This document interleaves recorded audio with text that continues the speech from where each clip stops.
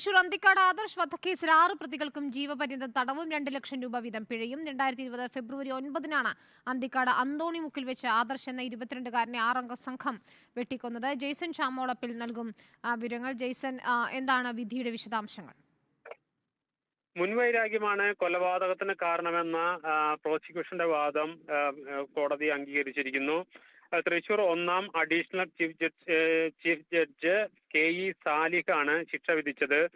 പ്രതികളായ നിജിൽ, പ്രജിൽ, ഹിരത്, ഷനിൽ, ഷിഹാബ്, ബ്രഷ്നോ എന്നിവരെയാണ് ശിക്ഷിച്ചിരിക്കുന്നത്. 6 പ്രതികൾക്കും ജീവപര്യന്തം തടവും 2 ലക്ഷം രൂപ പിഴയുമാണ് വിധിച്ചിരിക്കുന്നത്. 2020 ഫെബ്രുവരി 9-ന് അന്തിക്കാട് കുറ്റിക്കാട് അന്തോണിമുക്കിൽ വെച്ച് ആണ് ആദർശ് എന്ന 22-കാരനെ സംഘം ചേർന്ന് വെട്ടിക്കൊലപ്പെടുത്തുന്നത്. ഏതായാലും പ്രോസിക്യൂഷന്റെ മുഴുവൻ വാദങ്ങളും അംഗീകരിച്ച് ശിക്ഷ വിധിച്ചിരിക്കുന്നു. ജെയ്സൺ ആണ് വിവരങ്ങൾ നൽകിയത്.